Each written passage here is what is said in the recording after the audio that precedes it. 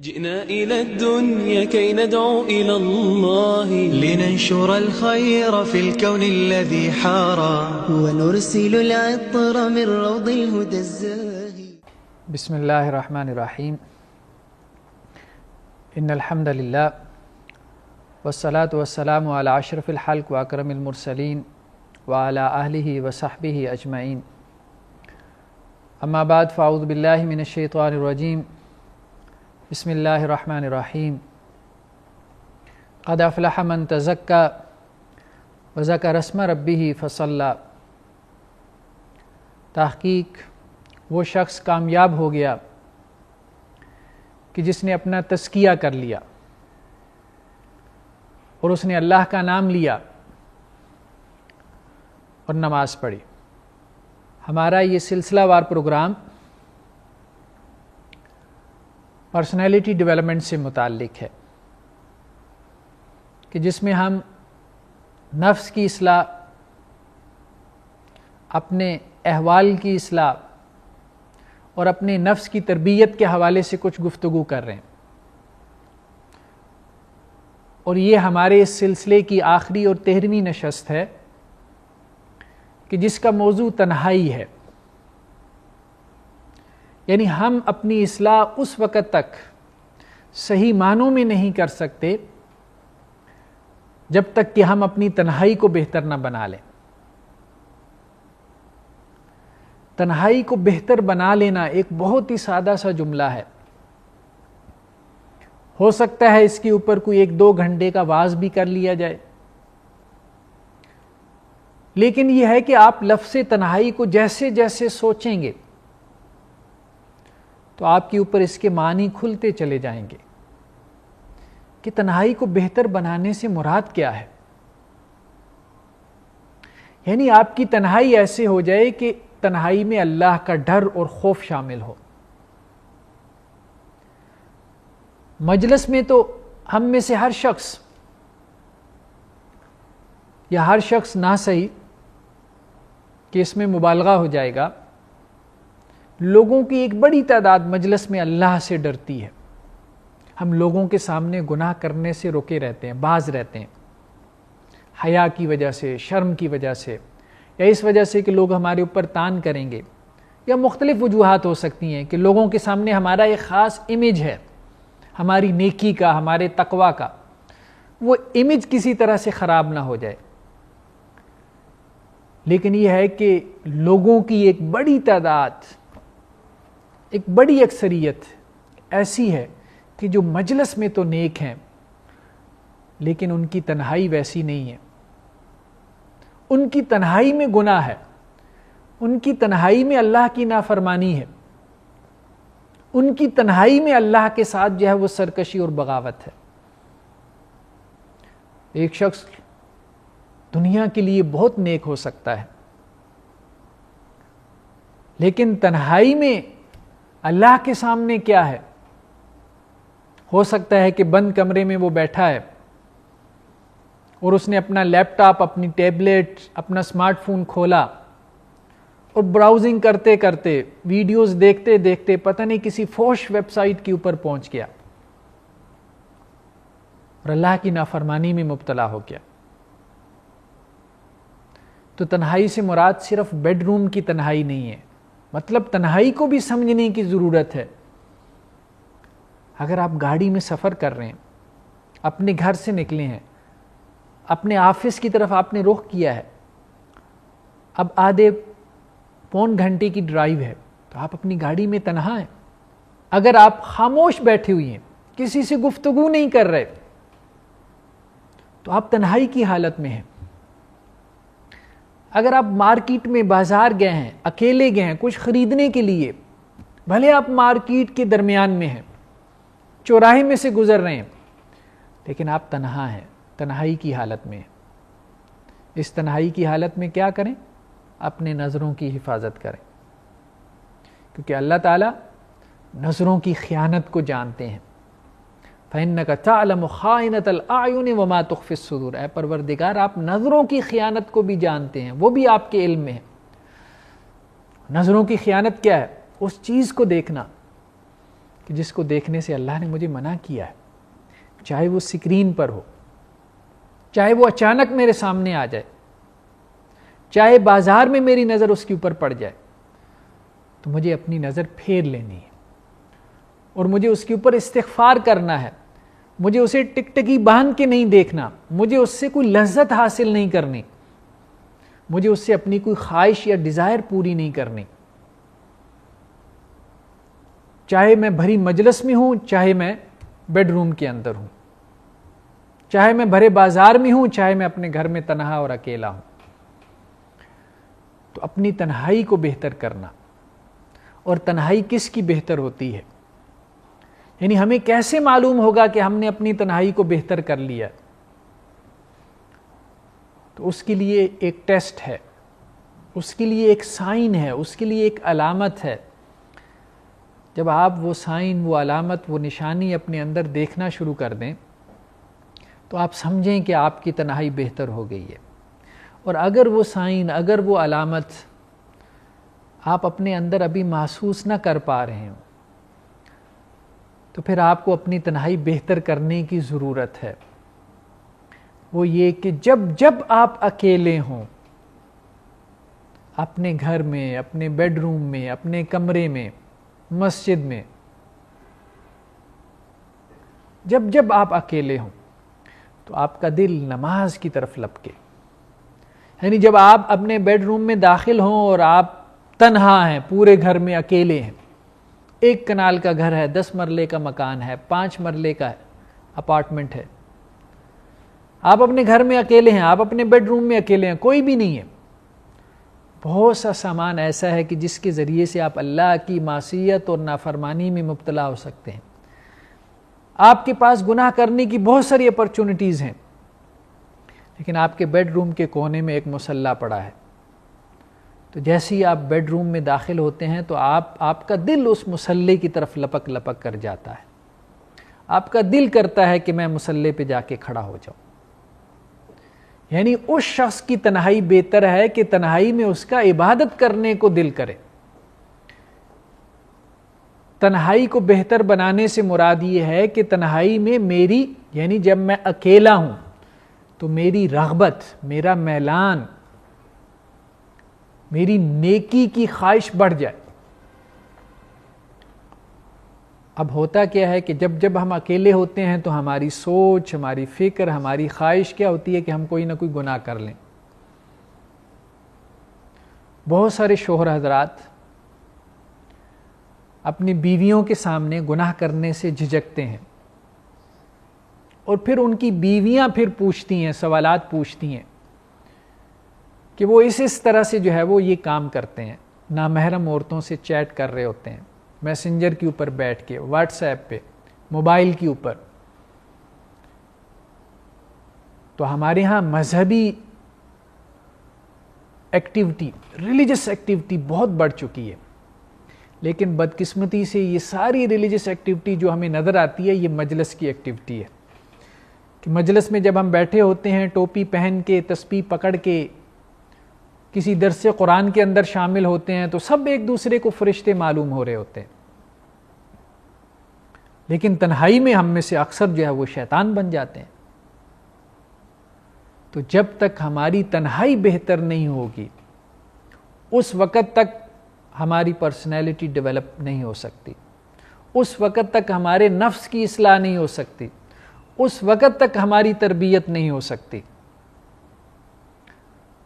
تنہائی اس شخص کی بہتر ہے کہ جس کو تنہائی میں گناہ کرنے کے لیے مجاہدہ کرنا پڑے. یعنی تنہائی میں اس نے کوئی فلم دیکھنی ہے، کوئی مووی دیکھنی ہے تو اسے اپنے نفس سے لڑنا پڑے. اب فلم دیکھنے کی یا مووی دیکھنے کی رغبت ہر شخص کے اندر ہوتی ہے تنہائی کی حالت میں. تو جس میں یہ رغبت موجود ہے اس کی تنہائی اچھی نہیں ہے، اور جس میں یہ رغبت نہیں ہے، جس کے اندر تنہائی میں مصلی کے اوپر کھڑا ہونے کی رغبت ہے، اللہ سے باتیں کرنے کی رغبت ہے، اس کی تنہائی اچھی ہو چکی ہے. اور جس کی تنہائی اچھی ہو گئی اس کی مجلس تو اچھی ہوگی، اس کا خدا کے ساتھ تعلق بھی اچھا ہوگا، اس کا لوگوں کے ساتھ تعلق بھی اچھا ہوگا.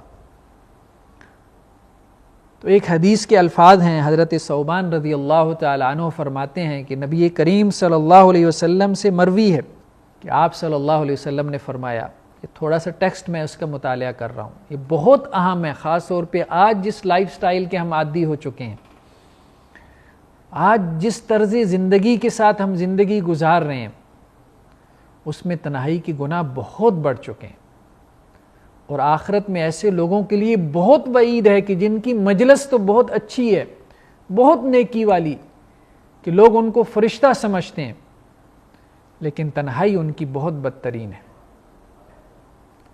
کہ رسول اللہ صلی اللہ علیہ وسلم فرماتے ہیں کہ میں ایسی قوم کو جانتا ہوں جو قیامت والے دن تہامہ پہاڑ کے برابر نیکیاں لے کر آئیں گے، لیکن ان کے ساتھ کیا ہوگا؟ فَيَجْعَلُهَا اللَّهُ هَبَاءً مَنْثُورًا، اللہ عز و جل ان تمام نیکیوں کو گرد و غبار کر کے اڑا دیں گے، ٹھوکر مار کے ان کو پھینک دیا جائے گا، ان کا کچھ اعتبار نہیں ہوگا۔ اس کی وجہ کیا ہے؟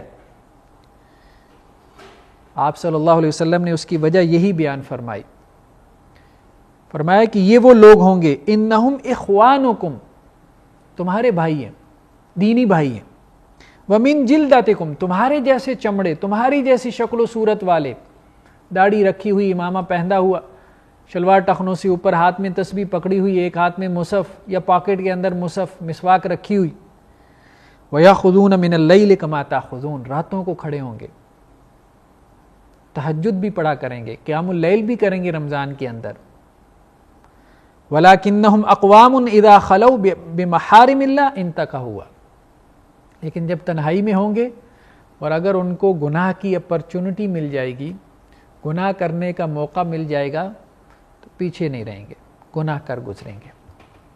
تو رسول اللہ صلی اللہ علیہ وسلم فرمائے کہ یہ وہ لوگ ہیں کہ اگر تہامہ پہاڑ کے برابر بھی نیکیاں لے کر آئیں گے تو اللہ عز و جل ان کی نیکیوں کو قبول نہیں کرے گا۔ تو اپنی تنہائی کو بہتر بنا لینا بہت ضروری ہے آخرت میں کامیابی کے لیے اور جنت میں جانے کے لیے۔ لیکن تنہائی کو بہتر بنانے سے مراد یہ بھی نہیں ہے کہ انسان حقوق العباد سے غافل ہو جائے، یعنی تنہائی میں انسان کی رغبت مسلح کی طرف تو ہونی چاہیے، اللہ سے لو لگانے کی طرف تو ہونی چاہیے، گناہ کی سوچ بھی اس کو نہ آئے، یہ تو ہونا چاہیے، لیکن تنہائی میں انسان کی اتنی زیادہ رغبت ہو جائے یا عبادت میں انسان اتنا زیادہ محو ہو جائے کہ لوگوں کے حقوق سے غافل ہو جائے، تو یہ بھی ہمارے دین کا مطالبہ نہیں۔ رسول اللہ صلی اللہ علیہ وسلم جب مسجد نبوی میں نماز پڑھایا کرتے تھے، اور آپ صلی اللہ علیہ وسلم کے زمانے میں بچے اور عورتیں بھی آ جاتی تھی مسجد میں نماز پڑھنے کے لیے، جیسے آج بھی حرمین میں عورتوں کے لیے علیحدہ سے جگہ مختص کی جاتی ہے، حرم مکی میں بھی، حرم مدنی میں بھی، کہ وہاں آ کے جو ہے وہ نماز پڑھتی ہیں، نماز ادا کرتی ہیں۔ تو رسول اللہ صلی اللہ علیہ وسلم کے زمانے سے مسجد نبوی میں عورتیں خاص طور پہ 2 نمازیں، عشاء کی اور فجر کی نماز مسجد میں آ کے پڑھتی تھی، اور کچھ اپنے چھوٹے بچے بھی لے آتی تھی، شیر خوار دودھ پیتے بچے۔ اب آپ صلی اللہ علیہ وسلم فرض نماز پڑھا رہے ہیں مسجد نبوی میں، لیکن پیچھے کسی بچے کے رونے کی آواز سن لی تو اپنی نماز مختصر کر دیتے تھے، اور آپ صلی اللہ علیہ وسلم فرمایا کرتے تھے کہ میرا دل کر رہا ہوتا تھا کہ میں اپنی نماز کو لمبا کروں، یعنی مجھے عبادت میں کیفیت اور لذت محسوس ہو رہی ہوتی تھی، لیکن جب بچے کی رونے کی آواز سنتا تھا تو میں اپنی نماز کو مختصر کر دیتا تھا۔ کس لیے؟ تاکہ بچے کی ماں کو تکلیف نہ ہو۔ یعنی اپنی تنہائی کو اس قدر بہتر بنا لینا ضروری ہے کہ میرا دل جب جب میں تنہا ہوں عبادت کی طرف لپکے، مصلی مجھے اس طرح سے کھینچے اپنی طرف جیسے مقناطیس، جیسے میگنیٹ جو ہے وہ لوہے کو کھینچتا ہے۔ لیکن یہ ہے کہ اگر کوئی دنیاوی تقاضا ہے، اگر بچہ رو رہا ہے، ماں سے نہیں سنبھل رہا، تو اس وقت 2 رکعت نفل نماز پڑھنے سے بہتر ہے یا سجدے کی لذت سے بہتر ہے کہ اپنے بچے کو کچھ وقت دے اور اس کو چپ کرائے۔ اگر مجھے کوئی کیفیت حاصل ہوتی ہے، اگر میں خود سے قرآن مجید کی تلاوت کرتا ہوں، مجھے اس میں کوئی خاص حظ حاصل ہوتا ہے، لیکن یہ ہے کہ اگر میرا بچہ جو ہے وہ قرآن مجید ناظرہ پڑھ رہا ہے یا اس نے ابھی حفظ شروع کیا ہے، اور میں اس کو سبق یاد کرواتا ہوں. اب بچہ تو ظاہری بات ہے بچہ ہے, اس کو سبق یاد کروانے میں وہ کیفیت کیسے حاصل ہوگی؟ یہ تو ممکن ہے کہ میں خود سے قرآن مجید پڑھ رہا ہوں اور میرے اوپر کیفیت طاری ہو کہ قرآن مجید مجھے سمجھ آ رہا ہے تو میری آنکھوں سے آنسو جاری ہو جائیں, تو میں کہوں بڑا نیکی کا کام کر لیا. لیکن یہ ہے کہ اگر بچے کو میں حفظ کروا رہا ہوں, اس کو یاد کروا رہا ہوں, اسے یاد نہیں ہو رہا, تو مجھے اس کے اوپر غصہ ہی آئے گا. مجھے کون سی عبادت کی کیفیت حاصل ہوگی؟ نہیں حاصل ہوگی. لیکن اس کے باوجود انفرادی تلاوت سے زیادہ بہتر ہے, چاہے اس میں کتنی ہی لذت اور کیفیات حاصل ہو رہی ہوں, اس سے بہتر ہے, اس سے زیادہ ثواب کا کام یہ ہے کہ میں اپنے بچے کو پڑھاؤں, اس کو سبق یاد کرواؤں, چاہے اس پڑھانے کی عبادت میں, اس حفظ کروانے کی عبادت میں مجھے وہ کیفیات حاصل نہ ہو رہی ہوں. تو ایک طرف تو یہ بہت ضروری ہے کہ ہم اپنی تنہائی کو بہتر بنائیں, لیکن اپنی تنہائی میں اتنا زیادہ محو ہو جانا کہ خلق خدا سے انسان غافل ہو جائے, کوئی رہبانیت کی صورت اختیار کر لے, تو اس سے بھی ہمارے دین نے منع کیا ہے. ہمارے ہاں کہ ایک عالم دین, ایک بہت بڑے عالم دین, ان سے ملاقات کے لیے تشریف لے گئے. اب وہ عالم دین جن سے وہ ملنے کے لیے گئے تھے تو وہ رمضان میں بہت عبادت کرتے تھے, بہت عبادت گزار تھے. تو یہ عالم دین کہتے ہیں کہ میں کوئی تقریباً وہاں ان کے ہاں کوئی 10-12 روز تک رمضان میں ٹھہرا رہا ان کے مہمان خانے میں کہ ان سے ملاقات کا وقت مل جائے. تو جب معلوم کریں تو حضرت عبادت میں مصروف ہیں. کوئی 10-12 دن بعد ان سے ملاقات کا تھوڑا سا وقت ملا, تو یہ جو چھوٹے عالم دین تھے انہوں نے ان بڑے عالم دین سے جن سے ملنے کے لیے, اس بنیاد پہ کہ وہ بہت بڑے عالم دین ہیں, بڑے اللہ کے متقی اور پرہیزگار ہیں, بڑی دور سے قصد کر کے سفر کر کے آئے تھے, تو یہ چھوٹے عالم دین ان بڑے عالم دین سے کہنے لگے کہ بھائی ہمارے ہاں بھی رمضان آتا ہے لیکن اتنے زور سے نہیں آتا.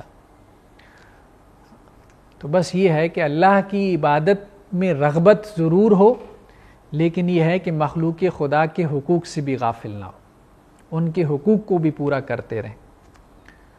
تو اگر ہم اپنی تنہائی کو اس طرح سے بہتر بنا لیتے ہیں کہ تنہائی میں بس دل جو ہے وہ مصلی کی طرف کھینچا چلا جائے, اللہ کی اطاعت اور فرما برداری کی اٹریکشن محسوس کرے, باقی اس کے بعد اگر موقع نہ بھی ملے نفل پڑھنے کا, عبادت کرنے کا, ہم اپنے گھر بار میں اپنی بیوی بچوں کا ہاتھ بٹانے میں مصروف رہیں یا مخلوق خدا کے لیے کوئی ویلفیئر کا کام کرنے میں مصروف رہیں, تو کوئی حرج نہیں ہے. بس دل اللہ کی طرف متوجہ رہنا چاہیے, اسی کو یکسو کہتے ہیں. مطلب یکسوئی اسی کا نام ہے کہ دل اس طرف متوجہ رہے, سوچ اس طرف متوجہ رہے, چاہے اس کے لیے کچھ کرنے کا موقع نہ بھی ملے. اور یہی حضرت ابراہیم علیہ السلام کی صفت قرآن مجید میں بار بار بیان ہوئی ہے کہ وہ حنیف تھے, یکسو تھے. تو پرسنالٹی ڈیولپمنٹ کے اندر اپنے نفس کی اصلاح اور تربیت میں ہماری تنہائی کا بہت بڑا کردار ہے. اگر ہم اپنی تنہائی کو بہتر نہیں بنا پاتے تو مجلس کو ہم کتنا ہی بہتر کیوں نہ کر لیں, ہماری جو تربیت ہوگی یا ہماری جو پرسنالٹی ڈیولپ ہوگی وہ صرف ظاہری اعتبار سے ہوگی, ہمارا باطن اندر سے ویسے کا ویسا ہی رہے گا. جو مثال حضرت عیسیٰ ابن مریم علیہ السلام کے بارے میں بیان ہوئی تھی شروع میں کہ انہوں نے یہود کے علماء پہ تنقید کی کہ تمہاری مثال سنگ مرمر کے قبروں کی سی ہے, باہر سے خوبصورت ہیں, یعنی مجلسیں تمہاری نیکیوں سے آباد ہیں اور تنہائی تمہاری غلاظتوں کے ساتھ, نجاستوں کے ساتھ, اللہ کی نافرمانی اور سرکشیوں کے ساتھ ہے. تو یہ ہماری اس سلسلے کی آخری نشست تھی کہ ہمارا جو پروگرام اصلاح نفس یا تزکیہ نفس یا پرسنالٹی ڈیولپمنٹ کے حوالے سے تھا, تو اس بارے میں اگر آپ کچھ مزید مطالعہ کرنا چاہیں یا اسٹڈی کرنا چاہیں تو ایک تو یہ ہے کہ قرآن مجید خود تربیت کی بہت بڑی کتاب ہے, بس قرآن کے ساتھ اپنا تعلق قائم کر لیں تو آپ کی تربیت ہوتی چلی جائے گی. اور دوسرا یہ کہ احادیث کے اندر خاص طور پہ کچھ کتابیں ایسی ہیں جیسا کہ ریاض الصالحین کہ جس میں صرف انہی احادیث کو جمع کیا گیا ہے, کمپائل کیا گیا ہے کہ جن کا تعلق انسان کی تربیت سے ہے, پرسنالٹی ڈیولپمنٹ سے ہے. ان کتابوں کو اپنے مطالعہ میں رکھیں. پھر امام ابن قیم رحمہ اللہ علیہ کی کتب ہیں جن میں سے بعض کے ترجمے ہو چکے. تو ایک خاص کتاب اس موضوع پہ میں نے بھی مرتب کی تھی صالح اور مسلح کے نام سے، جو کہ پبلش ہو چکی ہے مکتبہ اسلامیہ سے. اس کتاب کا بھی اصل میں موضوع یہی ہے. تو یہ اسی کتاب کے کچھ کانٹینٹس تھے جو ایک پروگرام کی صورت میں آپ کے سامنے رکھے گئے ہیں. اگر آپ اس کو ریڈ کرنا چاہیں، اسی کانٹینٹ کو پڑھنا چاہیں اور اسی موضوع سے متعلق مزید احادیث اور قرآنی آیات کا مطالعہ کرنا چاہیں یا اس سے ملتے جلتے موضوعات کو جاننا چاہیں، تو اس کے لیے آپ اس کتاب کا ضرور مطالعہ کریں.